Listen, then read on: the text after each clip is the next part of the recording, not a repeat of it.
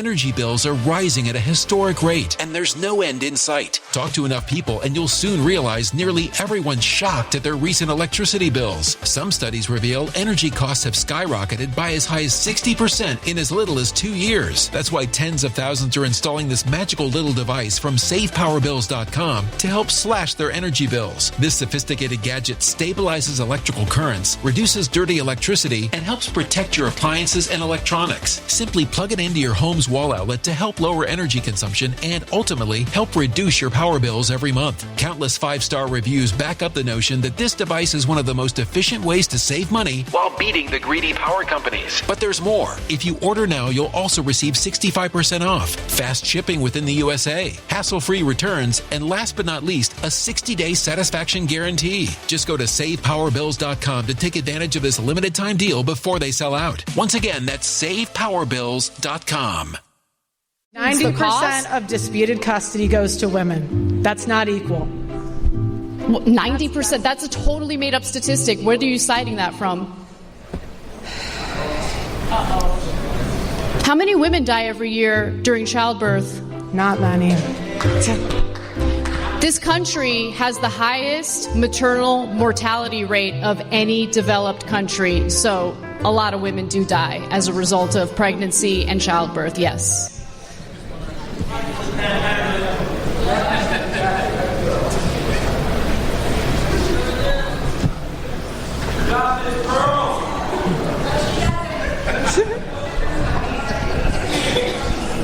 This is painful, man.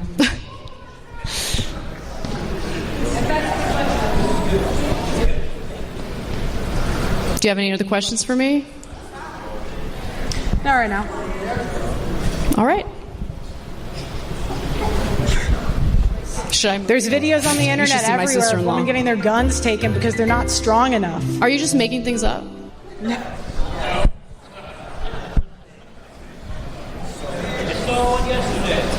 Pearl, what are you doing? Like, seriously.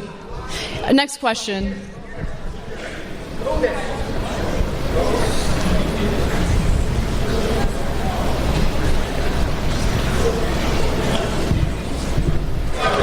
I think I'm more of a feminist than you. Sure. Go great. Congratulations.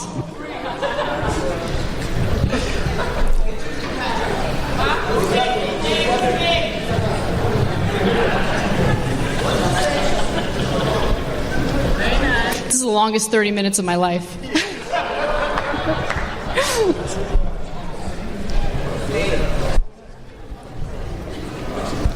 Okay, I'm going to interject again if I can. All right. So Ana Kasparian of the Young Turks, literal best friend of this channel right here, recently did an event in Atlantic City where she debated in person Hannah Pearl Davis. It was actually the headline debate. It was at an event called Word War I, which I will call World War I multiple different times throughout the course of this video. And although that premise on its own sounds ridiculous, Anna debating Pearl Davis on the issue of feminism, a topic that seems like it should be dated back to like 2014, the only thing more ridiculous than this particular premise was the fact that it actually happened, and Pearl Davis's performance was so embarrassing, so humiliating, so terrible that the much more prepared for this conversation Ana Kasparian actually suffered a little bit as a consequence of Pearl bringing literally nothing to the table. I mean, again, if you watch this debate, you will see that there are moments after moments of Pearl awkwardly pausing, repeatedly, smiling awkwardly, looking at her piece of paper, not answering any of the questions brought up by Anna because she legitimately had nothing to bring to this conversation. She had nothing to bring to the table, and this is like a symptom of somebody who, if she ever does do a debate, it happens to be against like a 20-year-old OnlyFans model that doesn't know a lot of information, or somebody who does a show where she just asserts things time and time again, and nobody actually challenges them. So when when Pearl actually had somebody in person challenge her, she folded or just kind of went into like a ball, like the equivalent of a fetal position on stage. And again, this was a humiliating experience for Pearl, and honestly for almost everybody watching this, because you have that secondhand embarrassment for her, and I know that Ana herself was feeling that embarrassment. Now we're going to get into this, but I do want to say thank you to the people running the Word War 1 Twitter account for actually offering me a ticket to come to this event. Thank you for Ana actually inviting me to this particular event. Unfortunately, I was booked on that particular day. There was no way I could have made it out to this event, even though I definitely wanted to, but I appreciate the offer. I appreciate trying to include me in some way, shape, or form in this whole process, even as an audience member, because yeah, I could have experienced this horrible cringe in person, and I probably would have died from it, but you know what? It was a death that would have been brought to me out of people wanting to include me, and I think that's really nice. But before we get into this, before we break this down, I want to thank everybody who supports this channel via actualjusticewarrior.com/join. Give me the money. Give me the money, okay?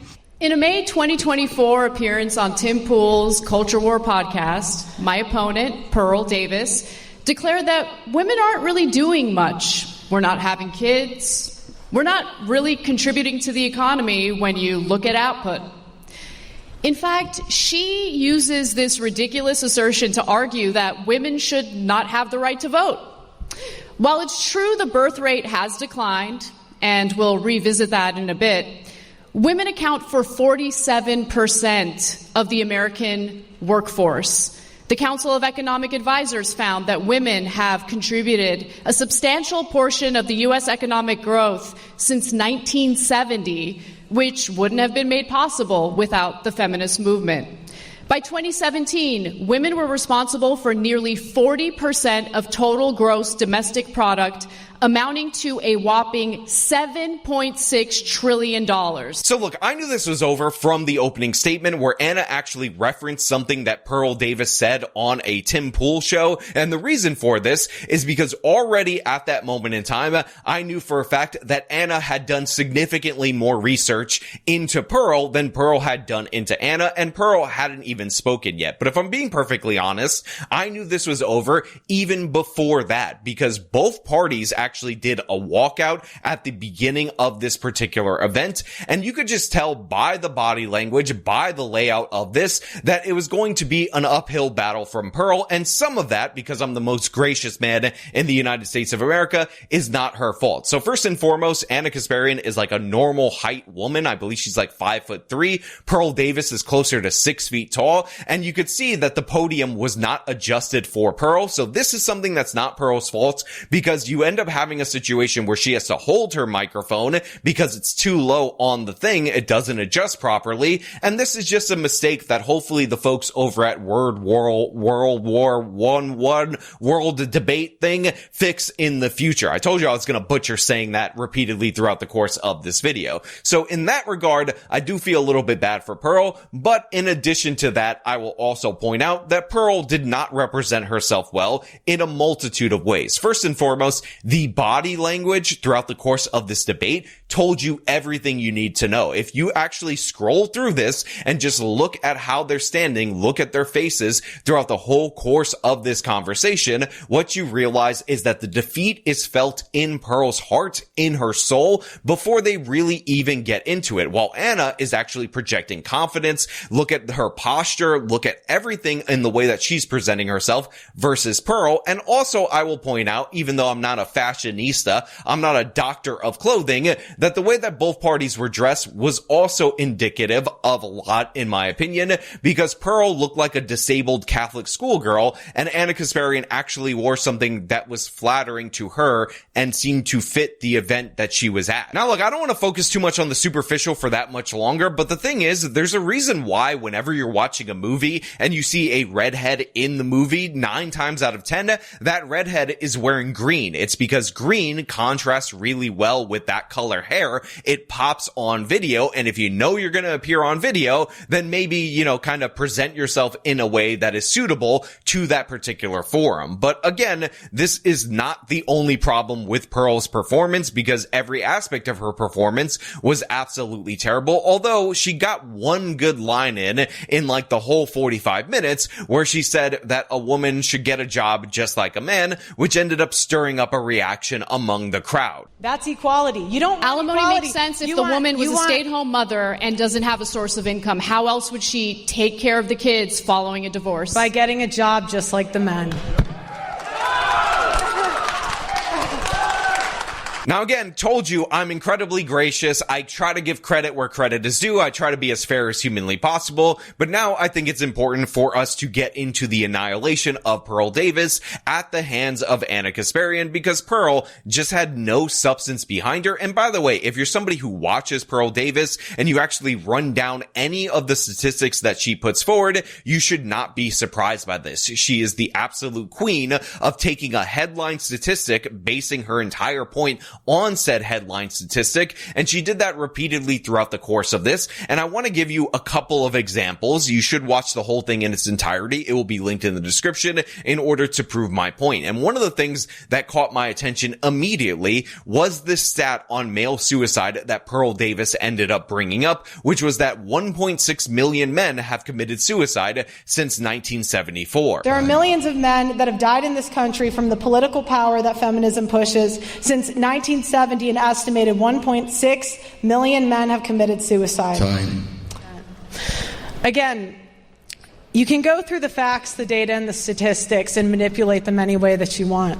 It's not manipulation. Those are the stats. There are 1.6 million men in this country. Men are 9 times more likely to commit suicide after a divorce. Compared to women, what's the number for women? It's lower. Really? What is it? Comparative analysis is real difficult for you, isn't it? Okay. Go ahead, Pearl. What's your next question?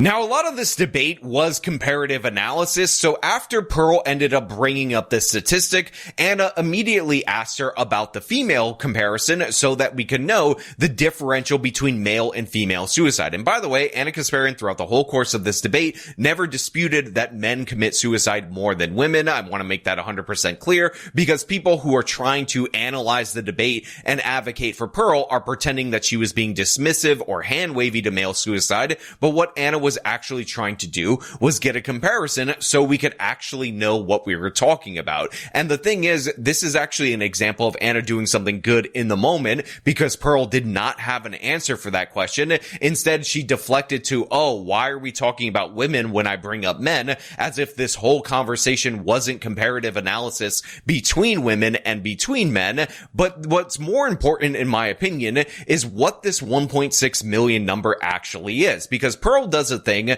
that is essentially like the underpants gnome's way of arguing, where she says something as part one of her argument, and then part two, you're just drawing a blank. There's nothing there. There's nothing to connect this to part three. And then part three is, it's because of women. There are millions of men that have died in this country from the political power that feminism pushes. Since 1970, an estimated 1.6 million men have committed suicide. Time.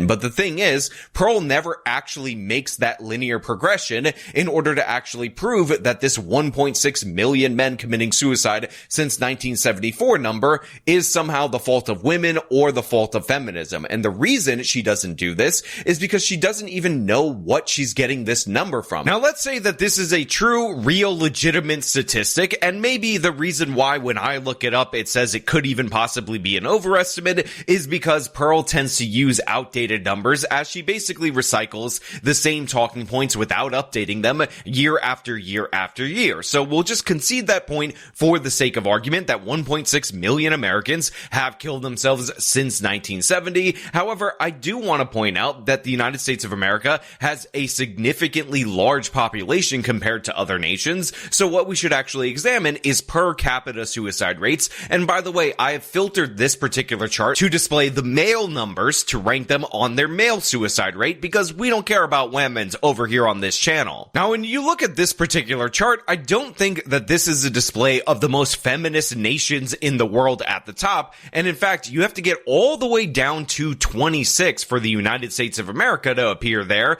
And again, this is after many, many countries that probably have less rights for women's in said country. I mean, are we blaming feminism for the male suicide rates in South Korea? Or maybe it has to do with the fact that they have an achievement culture, and if you don't pass a certain set of exams, you're looked upon as a failure, and that is a lot of pressure, especially for males, even though, again, their female rate is actually pretty high, but we're not talking about that because we don't care about that. Also, we have Ukraine and Russia. Now, this is very likely due to the fact that we have a situation where both of these nations are at war, people are being forced into service, there are stresses with the military service, and neither one of these countries is really considered to be this top-tier feminist nation. In fact, a lot of propagandists talk about how Russia's the real trad Christian society, and yet they have a significantly higher rate than the United States of America. And by the way, even if you're going to say that this is skewed because of the war, even prior to the war, Russia ranked above the United States of America. Again, look at the nations that are displayed right here and tell me if you think that feminism or women's equality or gender parity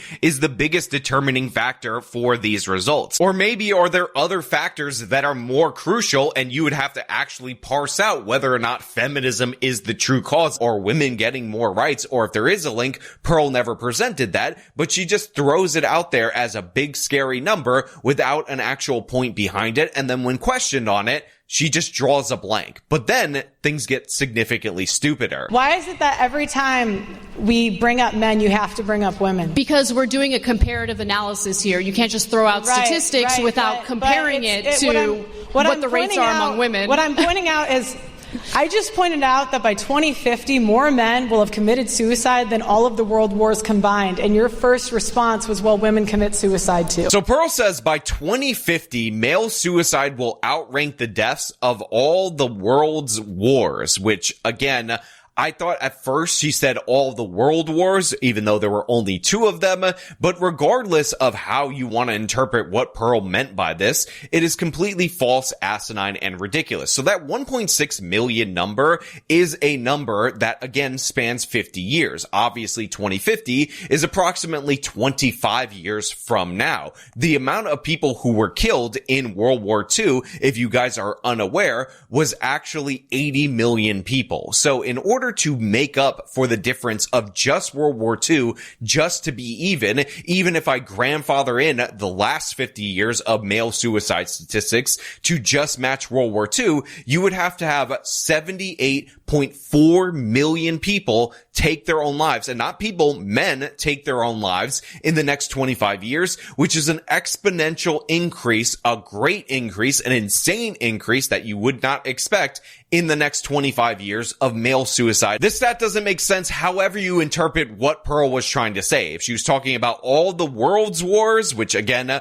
are tons of wars, if she was talking about the world's wars in the 20th century, again, tons of wars. If she was talking about both world wars, again, it doesn't make sense. If she was talking about either world war, it doesn't make sense because, again, it is just not based in any logic. Even with the suicide rate going up among men, it would not go up like 70-fold or 140-fold in order to match the deaths of even just World War II. Now, I know some of you might be typing in the comments that maybe Pearl meant all the casualties in America's wars total, like every single war America engaged in the history of the country, but the thing is that 1.6 million number is already higher than the 1.3 million estimated Americans to have died in combat since the history of the country. So again, she doesn't know what she's talking about. And commentators can, they can try to minimize it. They can talk from their ivory towers and pretend it's not happening, but there's a genocide of millions of men that's going on in this country.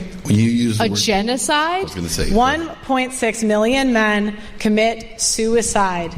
have committed suicide since 1970. She also calls it a genocide at one point in time. And just to be clear, while male suicide is a serious problem, while men take their own lives more than women worldwide, in reality, in no way, shape, or form is this a genocide, as a genocide is the intentional destruction of a people in whole or in part, and it has to be done by an external party. It has to be a homicide. Quite literally, suicide cannot be a genocide. That is not a thing. So I don't know what the hell Pearl is talking about here. She's just grandstanding. And again, when challenged on this, she had nothing to rebut Ana with. And this was a pattern that we saw time and time again throughout this conversation. There's a point where Pearl says in one Midwestern town, they ended up discovering that 40% of the sexual assault claims were false. And then Ana asks, what Midwestern town are you referring to? What year are you referring to? You know, basic questions about this assertion that Pearl threw out there,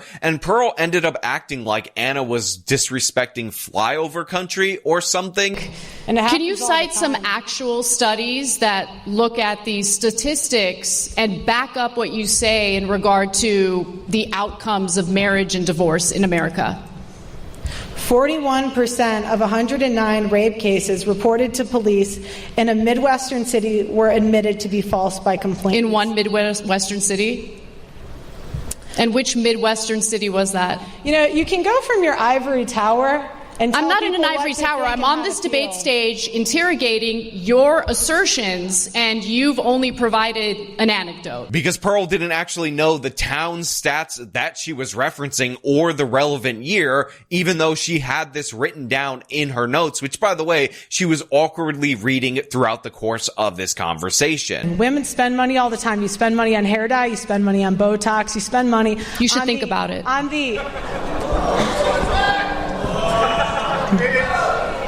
I sure am.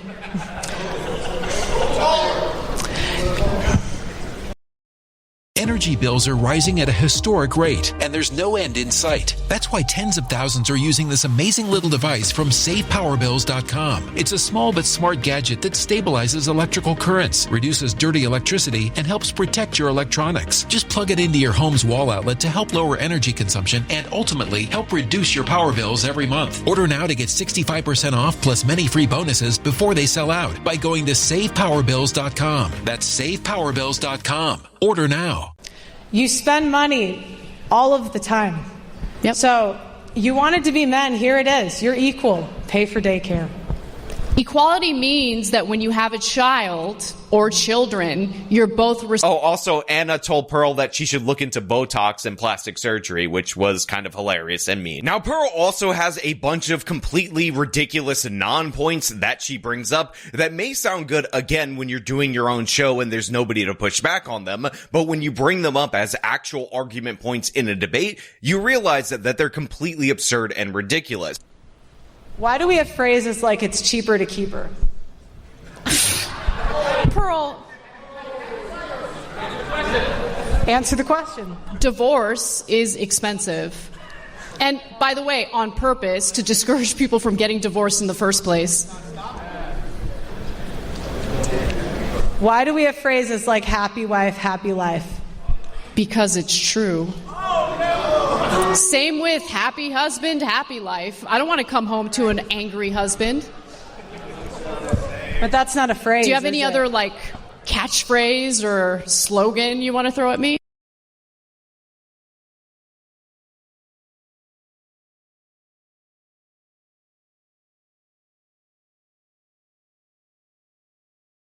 So Pearl's like, why do we have phrases like it's cheaper to keep her or happy wife, happy life? And Ana ends up responding with, because it's true, and again, because divorce is expensive, and in addition to that, she says, yeah, it also goes the other way. Happy husband, happy life. She doesn't want to go home to an angry husband. And then Pearl says, why is that not a phrase? As if this is a great counter argument or rebuttal to that. But the reason why that's not a phrase is because it doesn't rhyme. Is Pearl's argument that in reality, reality, the English language for not rhyming husband with a synonym for life is somehow this egregious crime against men? No, that's absurd. We tend to have idioms that either rhyme or sound like they have a little bit of rhythm to it, and in reality, happy husband, happy life is not one of those things that has that ring to it. I guess you could do happy spouse, happy house, or something stupid like that, but do we really want to shift all of our phrases to be super gender neutral? That seems lame, progressive, and oddly feminist of Pearl Davis,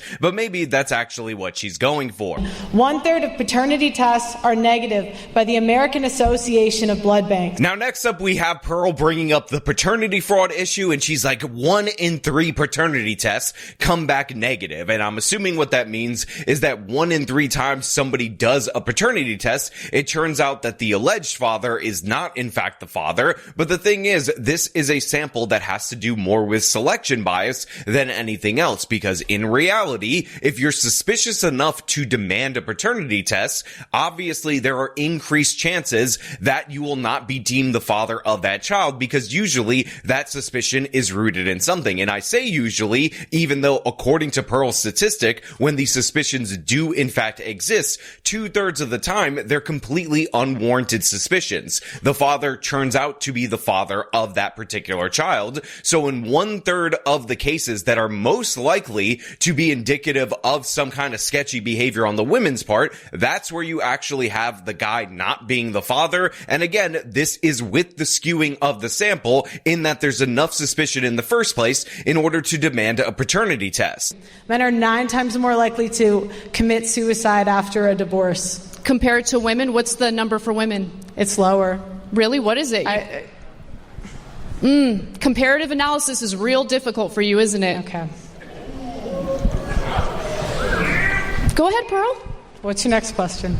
Now, another example of Pearl putting out a half-baked statistic is that right there. So what she actually meant to say is that men are 9 times more likely to commit suicide after divorce than women, although she leaves that second part out. And the reason she probably is leaving this out is because when she brought up this statistic against Trent Horn in a very similar debate, although much less messy compared to this one, what she ultimately ended up discovering is that Trent Horn had a rebuttal for that. And that rebuttal was, never married men commit suicide at higher rates than divorced men. And Pearl brings up, divorced men are 9 times more likely to commit suicide. She's probably referring to the Kipaosa 2003 study. It's not that's not men are 9 times more likely to commit suicide who are divorced. They're 9 times more divorced men are 9 times more likely to commit suicide than divorced women. But that's only because men are just more likely to complete suicide anyways than women. They tend to choose more violent means to do it. So, but when you look at the data, never married men are still just as, if not more likely to commit suicide than divorced men. So that's the comparison fallacy once again. You talk about all of the risks related to marriage, and there are risks, but there are greater risks to being not married. So that shows marriage is not a bad deal. And as I said before, if marriage is such a bad deal for men, if it's so bad, why do 93% of men say they're willing to remarry their wives again if they had the chance? Why do 65% of divorced men choose and go and get remarried? It's because they recognize maybe someone wasn't right for them, but marriage was still right for them. So even in the situation of divorce, where men's outcome in terms of suicide is 9 times worse than women, it is still way better off than men who were never married. Again, according to the numbers. And even though Pearl had this put right in front of her face in that Trent Horn debate, guess what? She's out here rehashing the same thing in this Ana Kasparian debate, because Pearl never actually consumes new information. She never adjusts her stats. And another perfect example of something that Pearl never adjusts is the fact that she's been saying she's interviewed over 1,000 men for like 5 years on YouTube, and she brings it up yet again in this debate. My answer to this question not only comes from covering current events and researching the facts, data, and statistics, but also in my professional experience interviewing over 1,000 people in America and Western nations. You would think that number would go up, and in addition to that, you would think at some point in time, Pearl would maybe realize that the kind of men that she is seeking out to do interviews with are obviously going to come with a specific perspective. I mean, imagine if I put out a call and I started doing a show where I was interviewing women who were bitter against men, and all I heard over and over again repeatedly sadly, were women's stories about how bad men were. And then I said, hey, look, on my show where I exclusively interview women who hate men, they tell me horror stories about men. Therefore, that is somehow data and not selection bias. You would find that absurd and ridiculous. It's like when Caleb Hammer interviews people that are in debt, and he's like, I interviewed 1,000 Americans on my show Financial Audit, and what I found out is that all these dumbasses end up going to Disney World when they're drowning in debt and they never pay their student loans. No, obviously the people who are on Financial Audit are on there for a reason. It's because they have bad spending habits, poor work ethic, they tend to defraud the welfare system, and all those commonalities that again come from the selection bias rather than the overall trend in society. Pearl, you got to do a little bit more than just say for the last 5 years you've interviewed over 1,000 men, because, you know, eventually somebody's going to call you out on it. Unfortunately, it wasn't in this debate. But there were even worse moments than that for Pearl. There was a point where Pearl was saying, what do you get out of marriage? And Ana ended up saying a bunch of things that you get out of marriage, which, by the way, a little bit of a sidebar thing. One of the things that I do like about Ana Kasparian is that she talks up her husband so much in public. She really shows genuine affection and appreciation for him. She did so on this debate stage. Actually, it's kind of strange that a left-wing person is making a solid case for marriage so vociferously on the internet.com, while somebody who is allegedly on the right is denigrating it in every possible way. And she ends up giving this rebuttal to Pearl on what she appreciates about being married, the importance of marriage, and Pearl, does not compute this. She did not expect Ana to have a good retort to that. So then Pearl was like, pause, awkward. Tell me on, You okay, advise Anna, men to avoid marriage. Tell me on marriage. What do men get out of marriage? That's sad. It's sad that people think that. It really is. You get a partner, you get a teammate, you get to build a life together, and it's beautiful. I feel like misery loves company in this situation. No personal attacks. And how would you know what you get out of marriage if you haven't experienced marriage in the first place? I'm not saying that as a personal attack. I really hope that Pearl meets the love of her life and gets married. It's not about that. But you trash it without really understanding what the benefits are. And it's embarrassing to see. And again, I will point out that Ana was probably in her B form, not her A+ form. But the thing is, I think Ana was partially thrown off by how bad Pearl was during the course of this conversation, because for lengthy periods of said conversation, Pearl never gave Ana anything. I mean, there was a point in the conversation where Pearl brought up Amber Heard, and she was like, why is Amber Heard not in jail? She did false allegations, or false allegations as the super mayor would call them. False allegations and not facts. And therefore, she should be locked up for those false allegations. You guys want to believe women at the expense of men. Why isn't Amber Heard in jail? Because of the Me Too movement. You guys push believing all rape victims, and now we have rape. Amber Heard had to pay out a massive settlement. Yeah, but why isn't she in jail? You want her in jail? Yes. Well, he ruined his the penalties for defamation are what the court's decision is, right? You want people to go to prison for defamation? He had to go to 2 different countries to clear his name. Why isn't she in jail? He lost millions of dollars. To be clear, you think the penalty for defamation is prison time? I think the penalty for a false accusation is that the woman should get the same time that he would have gotten if he was found guilty. Men don't go to prison for defamation. But the thing is, I don't know if Amber Heard actually made false criminal allegations against Johnny Depp, which of course is prosecutable criminal, but what I do know, and what she did lose on, were the false civil allegations, the defamation of character, and guess what? She was punished under the civil court system, so maybe this isn't the best applicable example of somebody who got away with it when she very distinctly and famously did not get away with it. Now, of course, for a set period of time, during that Me Too era, she definitely 100% did seem to be benefiting from these allegations against Johnny Depp. But over time, the court system did work out. And by the way, this is due in large part to the fact that Johnny Depp is rich. He's famous. He was able to afford attorneys and all that. He was able to get this trial on television so people could see it for themselves. But yeah, this was a case of Johnny Depp beating Amber Heard, beating her in the civil court system, not physically beating her, and not necessarily the greatest example for Pearl to bring up, especially when she's trying to say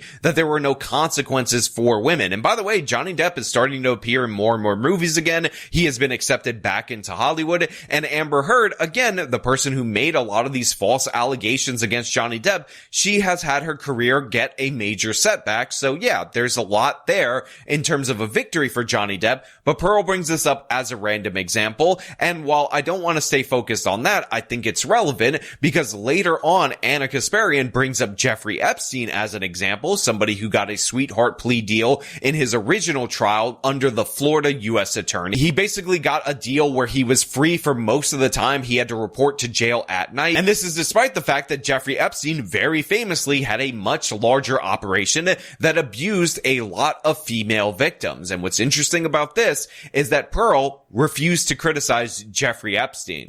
Do you think it's fair that all of the young women who were preyed upon as minors by Jeffrey Epstein are now experiencing yet another administration engaging in a cover-up? Or was it the female's fault for being preyed upon by a disgusting pedophile? I'm just curious. What kind of question is that? I think it's a pretty straightforward one. That has nothing to do with the topic.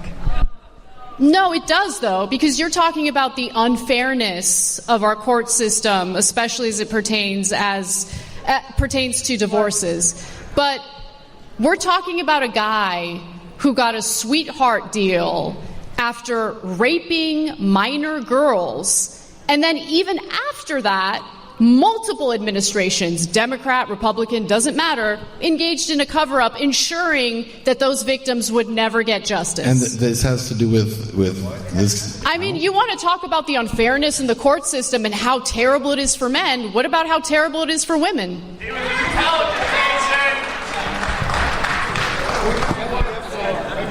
Look, that has nothing to do with anything. It has a lot to do I think with in fairness, you got to admit that's an anecdote too in comparison to the overall statistics. Now you might be thinking to yourself, Sean, it is the easiest thing in the world to say Jeffrey Epstein bad. Jeffrey Epstein did bad things, but the thing is, that's because you're a normal, reasonable, rational person. But Pearl Davis in the past criticized an abusive male, an actually abusive male, and she got backlash from the crazies in her audience. So basically, she made like a pact with herself that she would never, and I mean absolutely ever, criticize any male for being abusive towards women. So in this particular case, she just refused to do so. And she talked about how it wasn't relevant, but again, considering she brought up randomly as a comparative example Amber Heard's treatment versus Johnny Depp, this opened the door for this to be relevant. And it was absolutely pathetic to see Ben Swann try to bail her out of this particular situation. And this is because Pearl died on the vine on this stage, and it was just embarrassing. I know I should have played this clip like 47 times throughout the course of this video, but let me just play it once so you guys can understand what I'm saying. You do better when you're reading off your paper, so I'll give you some time to do that. No, we're not doing that. That's embarrassing. Again, pathetic in every possible way, but one of my favorite parts of this conversation was after this point, where Ben Swann started asking questions to the various people, because Pearl had shut down so many times that everybody was cringing throughout the course of this conversation. She was embarrassing on every possible level, so Ben was trying to progress the conversation because essentially they were running out the clock on a main event because Pearl was giving them absolutely nothing, and he ended up asking Pearl if she believes that things have gotten better, and she ends up saying no, and this made me laugh, which I'll tell you after you see the clip right there. Pearl, in your experience, the men that you talk to, do you see a difference in terms of the age of those men, where maybe it's getting better for some? Because I would take it that some of the guys who are a little older and have been through this in the past, the courts are starting to recognize and realize that maybe it's not very fair. No. No? No. Why, and why do you believe that? You think the courts are completely oblivious? There's men that write into my show every day just talking about how much they want to be fathers. So, I hope it changes, but right now I would say no. And the reason this made me laugh is because this is like asking the head of CARE, the Council of American Islamic Relations, if Islamophobia is going down. This is like asking the head of the NAACP if anti-black racism is going down. This is like asking the head of the ADL if anti-Semitism is going down. These people's entire business model relies on you believing the opposite, that anti-Semitism, Islamophobia, and racism are growing problems in the United States of America, not shrinking. So Pearl cannot acknowledge that things have gotten better in any way, shape, or form. And you might think that that is backed up by reality, a reality that was not presented by Pearl. But I'll give you a perfect example of something that was presented by Pearl, because she mentioned something called the tender years doctrine. Widespread issue when it's only 10%. The tender years doctrine is a sexist law against men. Now, the tender years doctrine was, in fact, something that was discriminatory and advantaged females heavily when it came to child custody cases, based on the idea that women are more naturally nurturing. Therefore, the judge should weigh that more significantly when deciding who, in fact, gets custody more often, especially when it's in dispute. And while Pearl is talking about accurately how it is discriminatory and it does advantage the mother over the father during custody battles, what she doesn't mention is that the tender years doctrine has largely been repealed or deemed unconstitutional through various court challenges and changes in legislation throughout the various states in this particular union. And by the way, the same thing is true in the European Union. So she brings this up as an example. Later on, she says things have not gotten better, even though this is a perfect example of things getting better. It has actually been replaced by the gender-neutral best interest of the child standard. And while people might say that judges are still influenced by the ideas that harken back to the tender years doctrine, regardless of that, it is still improvement. It was something that was formerly discrimination in the law that has been removed from the law, but like the ADL with anti-Semitism, CARE with Islamophobia, the NAACP with racism, Pearl can never acknowledge that. And by the way, I question whether or not she even knows that for a fact, like if she actually pays attention to the things that she talks about. But of course, I want to know what you guys think about this whole debate and conversation down in the comments below. Should this have even happened? Did Ana annihilate Pearl, or did she absolutely destroy her? Let me know down in the comments below. As per usual, if you like the video, show them by leaving a like, subscribe for more content, follow me on the social media, support me via the support links in the description of this video. This has been me talking about Pearl Davis getting destroyed and destroying herself on a debate stage versus Ana. Till next time.